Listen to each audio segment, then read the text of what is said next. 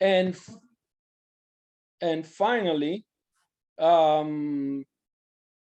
potentially give access to this data. This whole process employs not only multiple people in multiple groups, but takes an average of 2 months. So by the time I realize that there is a data set as a researcher that I'm interested in, to the time where I actually can start looking at the data, I need to wait at least 2 months.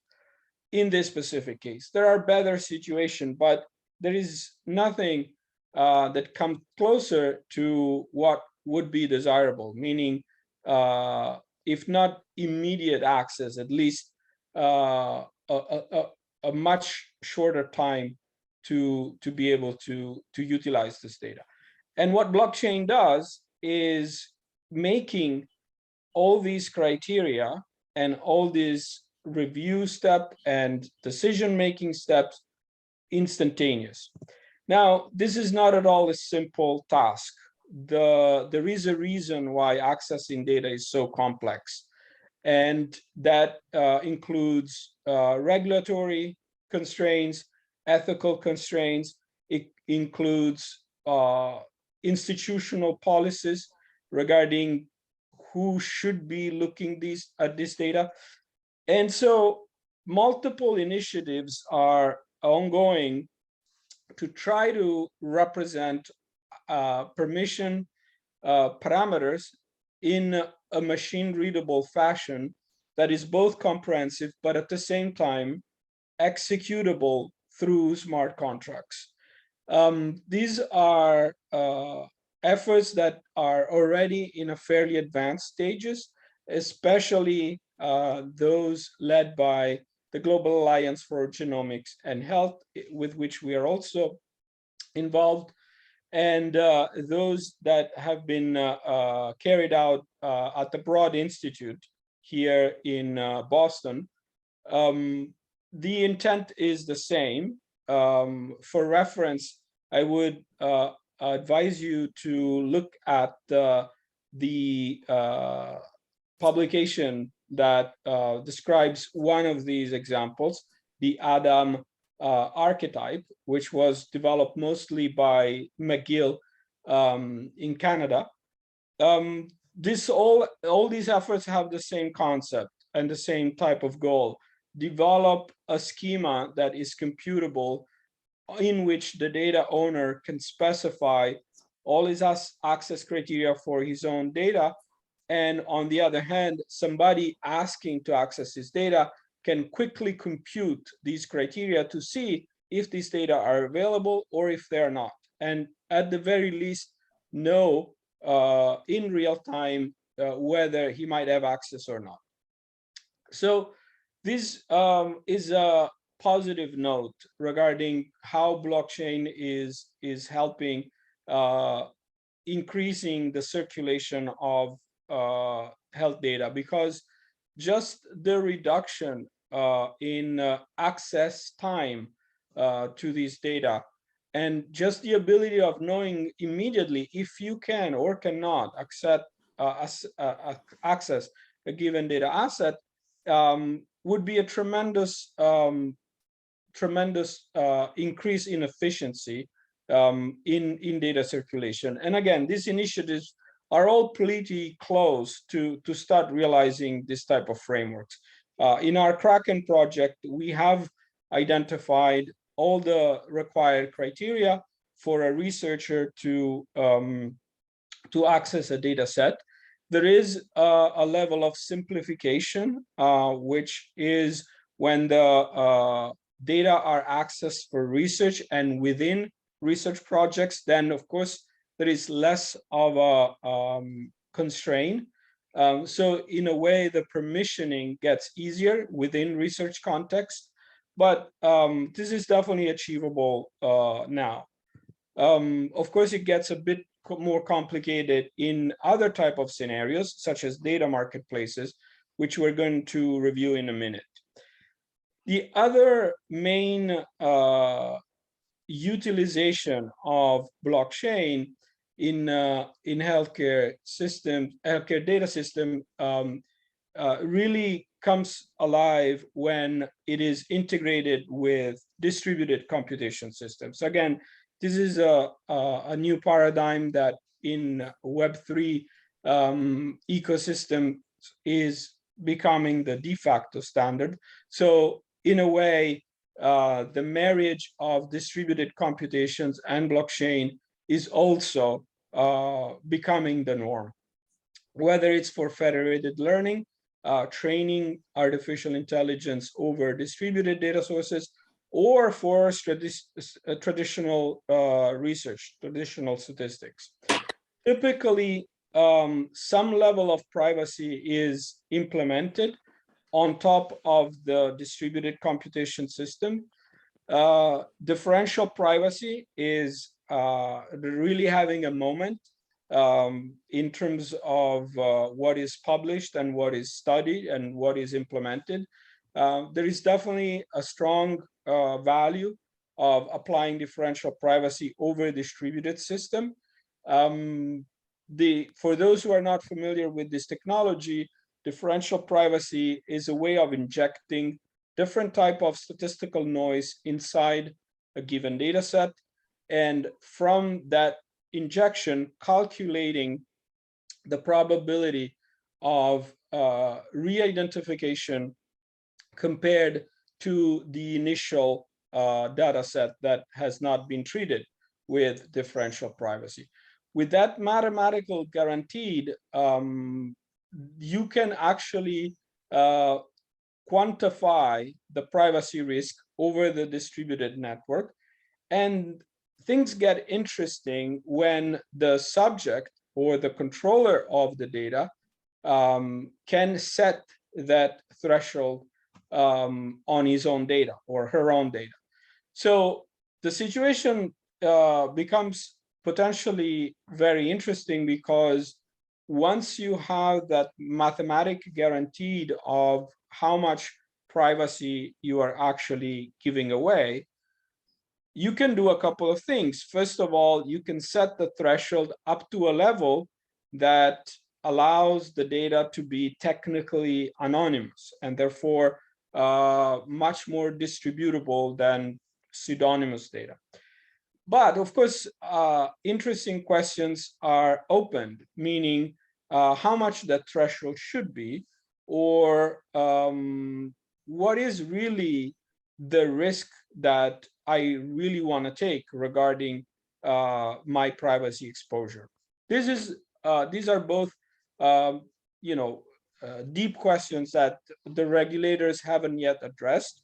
But the interesting thing that blockchain does in this type of scenarios is, as the user queries the underlying data sources that are protected with differential privacy, and as for each query, the blockchain captures the event of that computation, then you can actually know how much of that privacy budget has been consumed with that computation. And thanks to blockchain's ability to know that a given user has executed a number of queries on a given data set, that privacy budget that is quantified by differential privacy can be systematically and reliably managed by the user. And again, the question remains, for instance, if I want to query more of your data and I come to you and I offer more money to query more of your data, is that ethical? Is that viable? That's an open question that we don't know the answer to. But at the same time, it's a really novel and potentially extremely beneficial capacity that blockchain provides to, in conjunction with differential privacy and distributed computations, to really assess for every data source how much a given user may be learning, and therefore how much that risk should be controlled. The other more classic type of utilization of blockchain in health data is tracking data provenance. In this case, health data really represent a very compelling example, because health data also happen to be the most valuable across any other type of data. If you look at telecommunication data or banking data or entertainment data, all the Netflix views and preference, et cetera, there is nothing that comes close in terms of financial value to health data. That's, of course, as we all know, because with health data, you can do very valuable things, such as developing the new blockbuster drug or training the next medical AI system. So value is a key dimension in health data ecosystems. And data provenance, of course, much like the tracking of checks and financial transactions and different type of commerce transactions that happen, tracking data is as essential in health data than any other type of economy.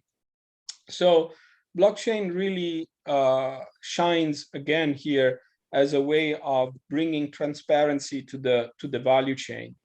And the example is of two data sources that we could say, just as an example, a genetic data source and electronic medical record from the same population that sit in two different places, but they're about the same patients, or maybe data that belong to a hospital through the electronic medical record, but also the mobile data for that same population.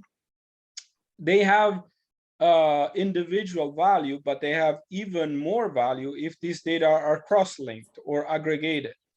And so the app, the mobile app vendor might decide to partner with the hospital and create a data set that is more valuable than just his app data and more valuable than the hospital data.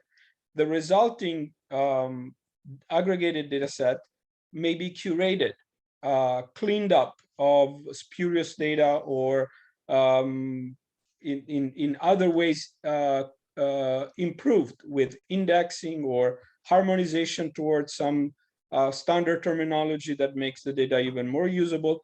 And the two parties, the hospital and the app vendors, might decide to work with a data service company that does the cleaning and the harmonization. So finally, they have a data product that is the mix of their two, and on which there has been even more work spent.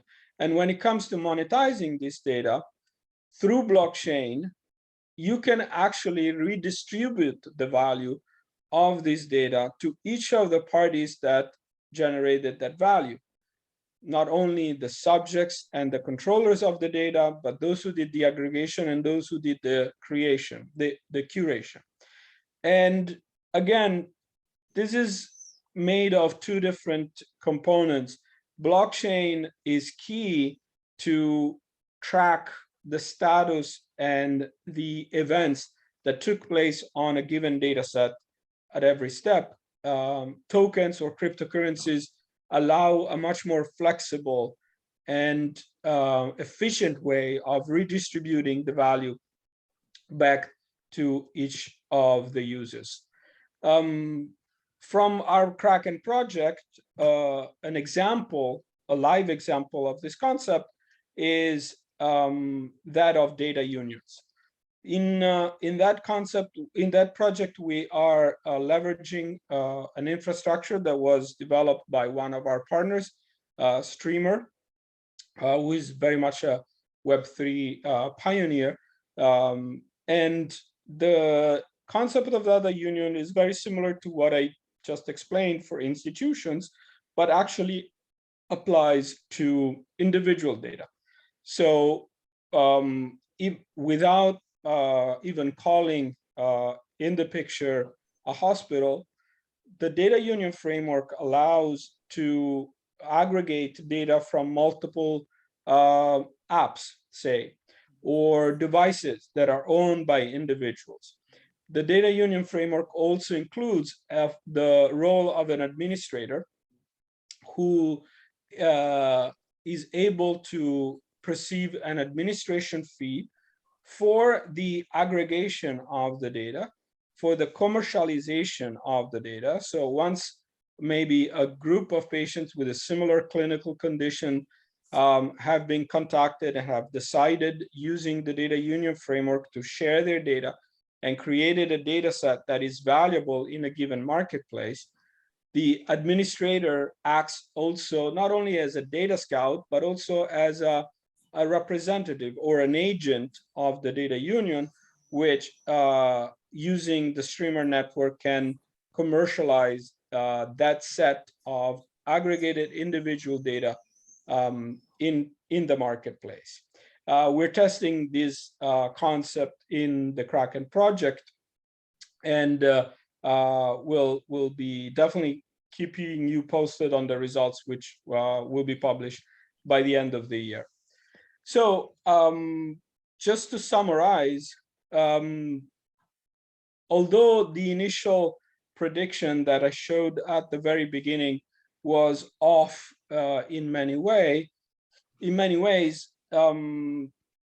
a way, blockchain is actually bigger than in health data than what that prediction really pointed to. It's bigger in the sense that rather than enabling specific use cases, such as well-being management or genetic data management, blockchain is actually creating a much more fundamental shift when it comes to health data, and that is the alignment of the value chain with important functions such as permissioning and governance, with the formation of data communities, whether it's data unions made of individuals or made organizations, and expanding these communities to those who actually provide additional value into these data. And finally, although we are not there yet, it will take some time, it will allow also to distribute the governance of these ecosystems in two fundamental ways. One is connecting directly data users and data producers. So connecting directly the patients and the hospitals with the research centers, both private and public.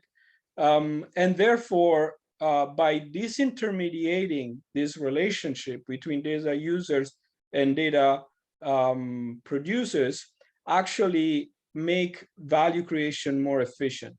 In other words, there will be a day, I think not in the too distant future, where in one of these marketplaces that are emerging, a pharmaceutical company will be able to publish a bounty program for a given data set that they really want to have, because it's key to their innovation, it's key to their research, and they will be able to post that request to the general data community. And maybe a data union of patients who have a specific condition or a specific mutation will be able to respond to that call and create the data that that pharmaceutical company needs. So blockchain will allow a much more efficient system of value creation through new data that will be created, driven by the innovation agendas of both private and public research. And at the same time, with this distributed governance, it will be more and more tuned to the enforcement, the representation and the enforcement of individual rights and liberties.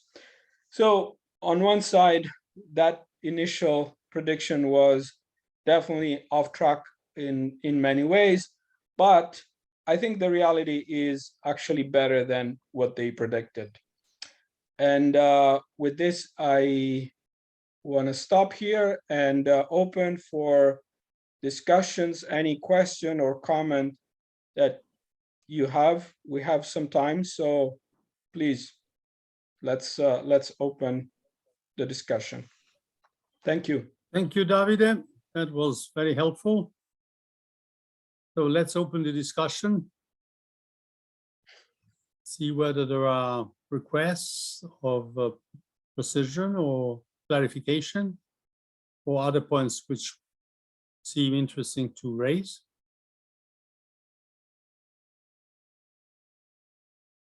Don't be too shy.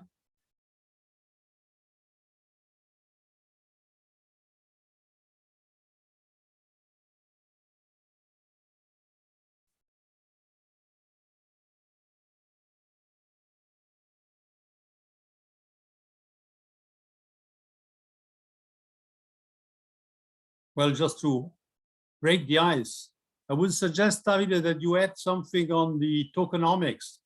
So you've mentioned tokens being used in this scenario you envisage. What are the developments there? What are the specific elements which can work? What for? Maybe this will clarify some aspects. Sure. So tokens in general, I think we need to make a distinction between tokens for payment and tokens for other type of functions, such as utility tokens or governance tokens. I think the latter two, utility and governance tokens, are still a bit further down in the future.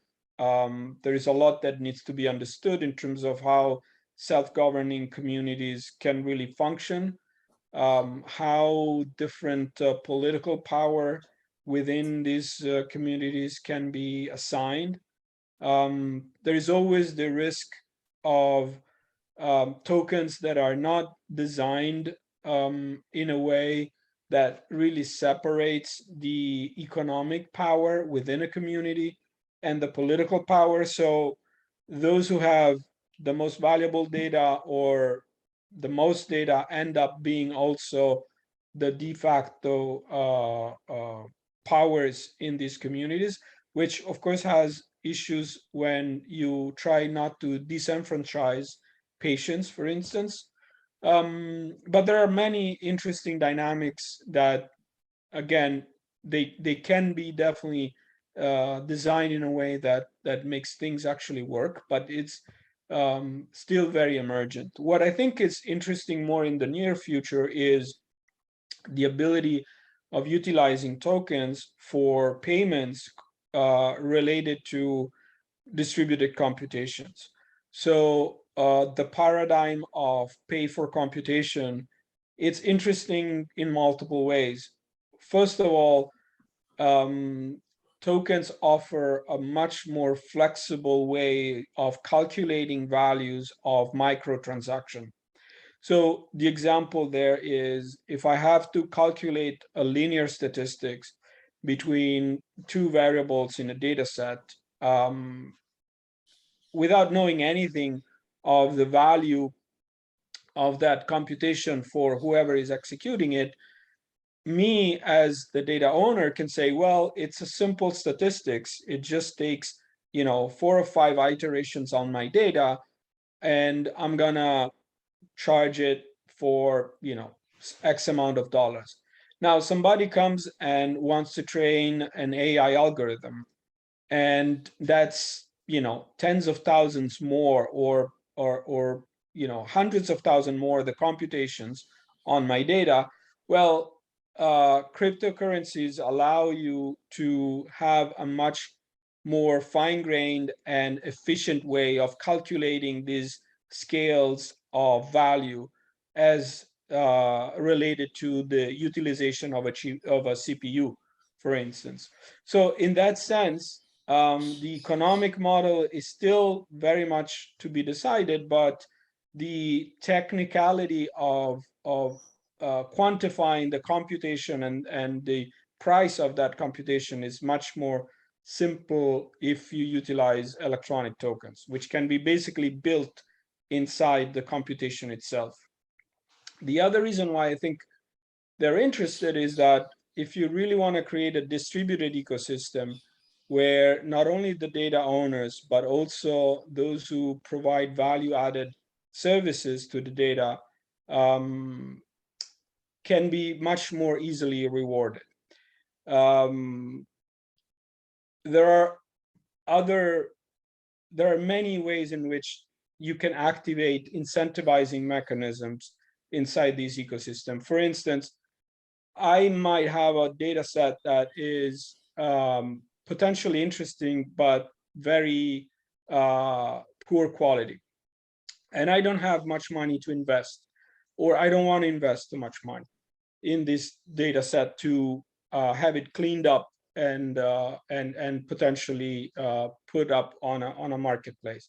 So I can negotiate a deal with somebody that curates my data, where we actually both earn from the revenues of the future data set.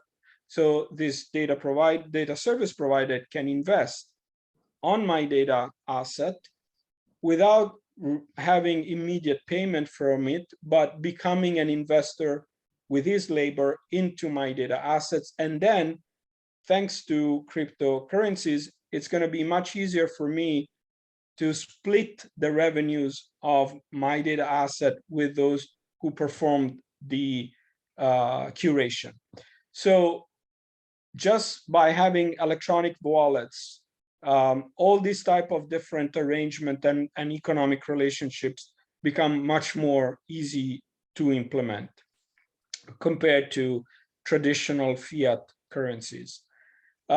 There are further other interesting mechanisms that become possible with cryptocurrencies. I'm not saying that they're impossible with fiat currencies, but they are definitely more complicated with traditional money. One of these mechanisms is the staking of some financial value against the quality of my data. So one of the main risks in data marketplaces is that, who knows, right? I could take data that are publicly available, change a couple of names and variables, claim that they are my data, and put them on a marketplace for an insane price. And I might get lucky, and somebody who carelessly purchased my data give me a lot of money for nothing. Now, this is very hard to prevent because it's incredibly difficult to really assess the quality of a data asset upfront. The only way you can actually do it is to know all the other data assets that are available, and to perform some pretty complex statistics to make sure that that specific data asset is actually different from many others. Now, this is practically impossible for privacy, but also for, very theoretical information theory type of reasons. But there is a simple mechanism that is actually a strong deterrent to that type of malicious behavior. And that is asking data owners to stake, which means to secure in a kind of an escrow account, a substantial number of tokens, a substantial financial value. And that value is released only when the buyer of the data attests to the quality as advertised of the data that he or she bought. Also, this is much more, it's much easier than to implement than to do it with real money. The staking of token basically just means adding a clause in a smart contract. And it's a simple procedure then for the seller, for the buyer to say, yes, these are the data that I was expecting to receive, so give back the staked tokens to the seller. Very easy, both technically and financially. With tokens, very complex with cryptocurrencies. So these are just few examples of how crypto really helps this type of ecosystems. I'm not necessarily, you know, a convert of tokenomics. You can definitely begin without, but real scalability, I think, is only possible if you use them on the long run. Davide, there's a question by Lars. Lars, So, yours? yeah. Hello, can you hear me? Yes, Yes. we can. Great. So this is really interesting. I was contemplating how this tokenomics comes into when you look at things like the GDPR and the possibility that a participant of a certain data set might request themselves to be removed from that data set, i.e. removing value from a data set that has already been sold. Yeah. And Right. what So impact do you think this would have? Keep in mind one thing, that we are talking here of permission and the blockchain. So, and this is not affecting the storage. So the storage is outside of the blockchain. right. So in fact, the data can be removed from anywhere where they are stored. So the principle of the evasion of somebody who wants to get out is still allowed. Yeah, but there is still a point in Lars' question, which is the right to be forgotten, or even though, as Edwin says, is not up to the platform to enforce it, and there is a pronunciation from the European, I think it's either the GDPR advisory board or some other entity in the European Commission that argued in favor of Google, who was claiming that it's materially impossible to take on the responsibility of enforcing the right to be forgotten, because once the data starts circulating, you know, go figure where they are. And if the person wants to be forgotten, this court finally decided the data processor or the controller is only responsible for communicating to all the parties that may have that specific data set that they have to delete it. You don't have to check if the data are actually deleted. So this is just to address the question of data storage. Again, as Edwin says, you don't need to go and physically remove the data from all the locations they may have ended up in. You only have to communicate to whomever may have the data that they need to delete it.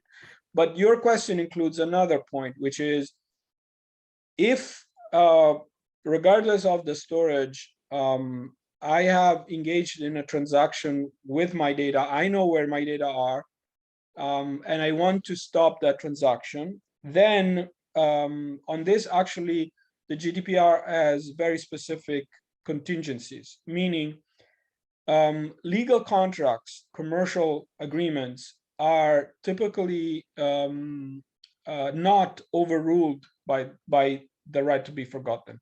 They remain in force in most cases. So the private agreement between me and you, if it goes for 3 years, and these are the terms that we wrote in the contract, then even if you ask for me to remove your data, our private contract actually supersedes that right, with some exceptions. The individual rights that are explained in the GDPR allow you to, for instance, ask me what I'm doing with your data, and I have to tell you what I'm doing with your data, regardless of anything that is written in our contract. I might have to stop my processing of your data if you require me to do that, but you have to have good reasons. It's not simply saying, stop using my data and I'll give you your money back. In that sense, the GDPR is giving precedence to the legal agreements that we signed. Now, a lot of the platforms, including the Kraken platform that we are implementing, actually through the permissioning of blockchain and disclaimers that are approved by the user, basically establish legally binding agreements, specifically data processing agreements. So you end up basically signing with the data buyer a contract that is binding. And again, it in many cases supersedes the GDPR. Does that answer your questions, Lars? To some degree, yes. I have yet a little bit to go when it comes to learning about the intricacy of the legal parts of GDPR, as most of us are on the technical side. But no, I was more concerned of the actual, let's assume that a person exercised their right to be forgotten and gets a ruling that they need to be forgotten, then the value of that data set would be lessened because there would be fewer participants in that data set. Yeah. Which means that if I buy the data set for a set amount of monetary value, and then the participants of the data sets asks to be removed, and this gets approved because they have a good reason, for some reason, then the value of that data set could drop dramatically, because it could render it basically unusable if you're looking at, for example, machine learning and other things. Yeah, that is indeed true, although I would consider this a bit of a fringe case, not because it's unlikely. I would say it's not unlikely. It may very well happen. I would say it's a fringe case because if you look at the evolution of these infrastructures, as I was showing in my last slide, really the last step that we're about to enter is that of distributed governance, right? And when it comes to distributed governance, you want to look at it from the perspective of those who are actually have an interest in having the data circulating, right? So the governance is always the governance of the ecosystem, and the ecosystem has been built by somebody, and that somebody is the initial is maybe the one that has the most interest that the ecosystem keeps working and grows.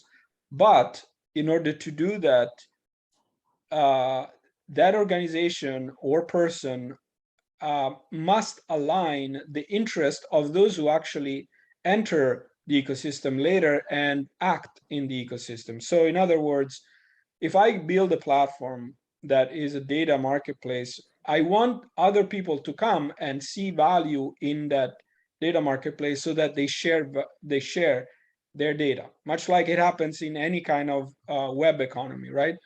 So as we write the rules of that ecosystem, one of the things that we all want to say is that, well, you cannot take your data out whenever you want, right? Because that would create the circumstance that you are saying, Lars, and it would be a problem for everybody because the system will not work.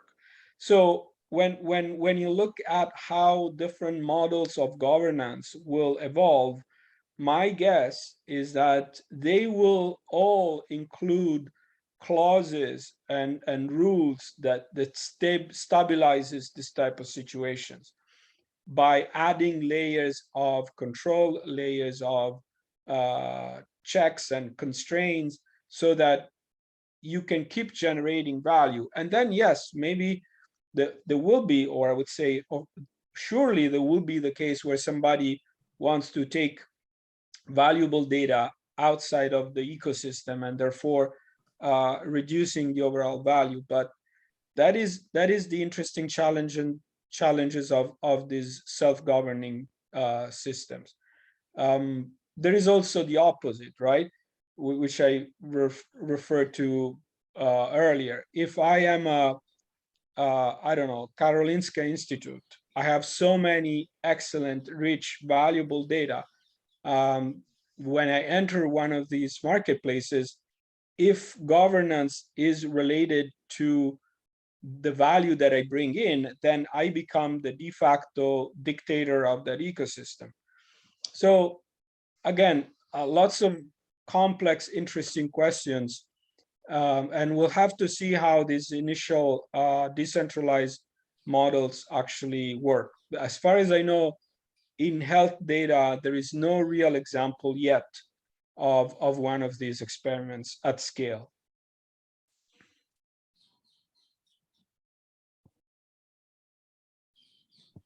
Thank Any you. other question?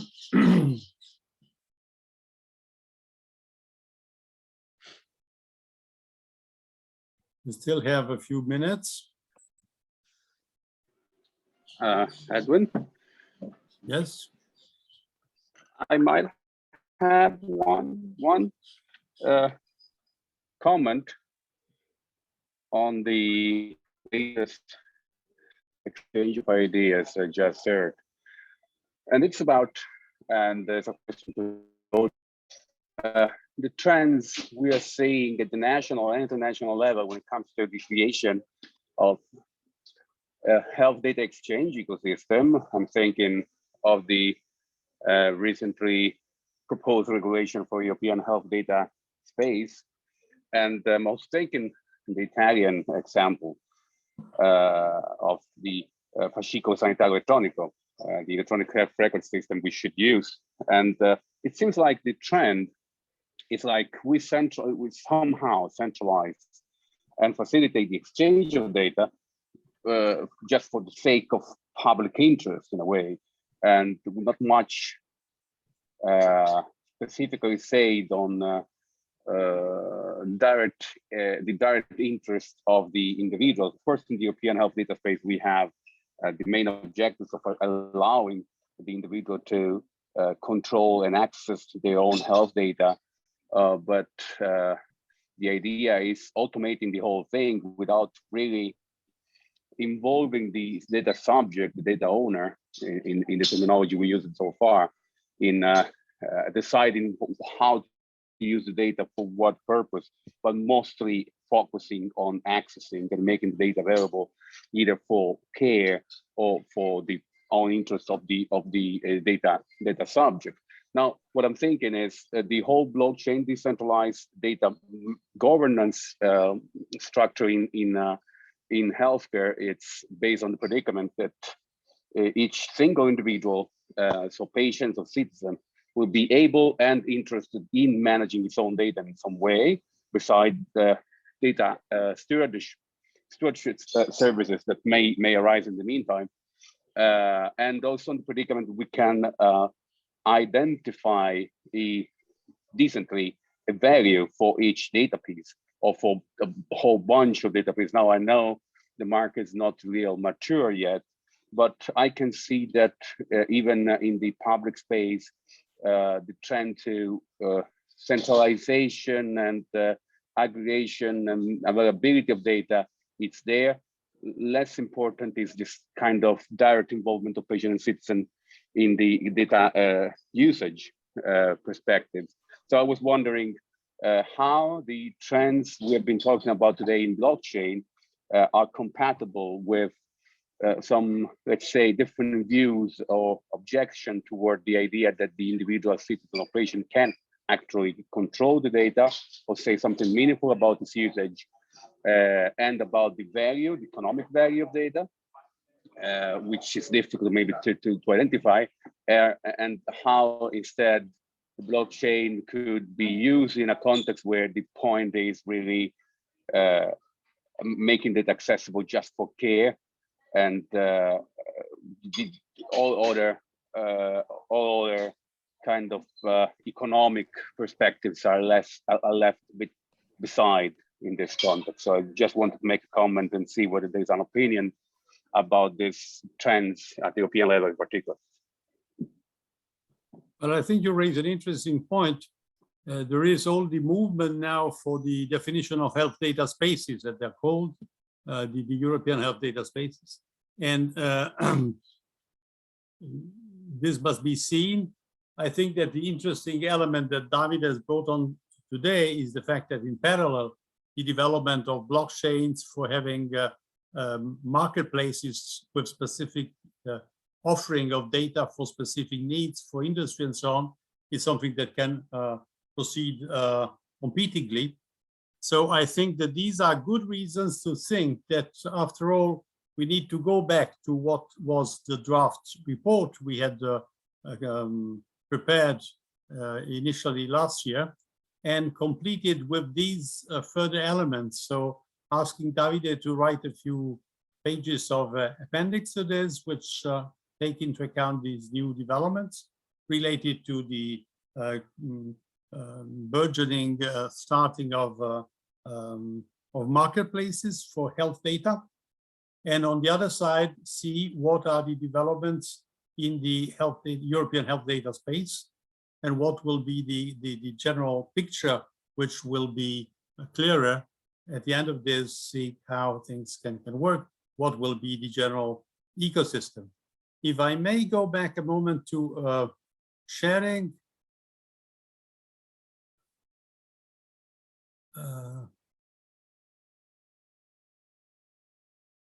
Can you see now my screen?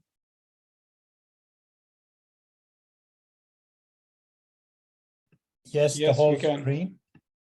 Yeah, so this was the draft report of this working group. And you may find it in the repository of the working group.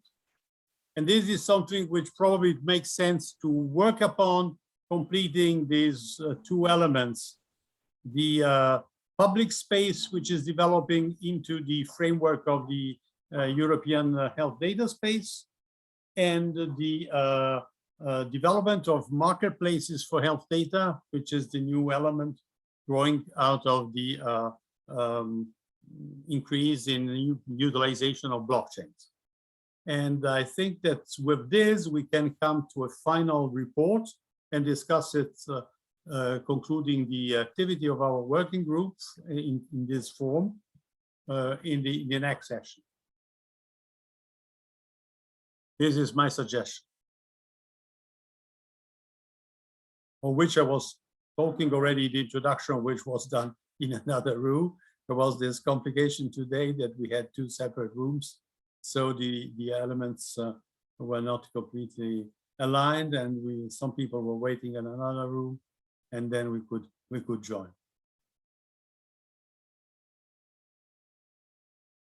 Any comments on this?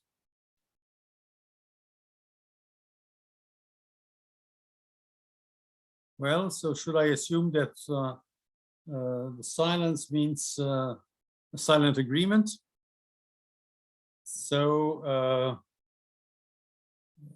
if there are no more points, I think we can stop a few minutes earlier than the end, which would be at 8:30, and have an appointment for seeing the final report, including all the new elements we've been discussing about this morning, in the next session.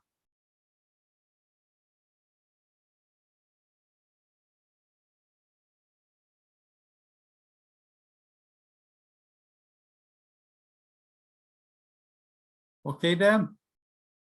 So goodbye, everybody. Thank you all. Bye-bye. Thank you. Bye.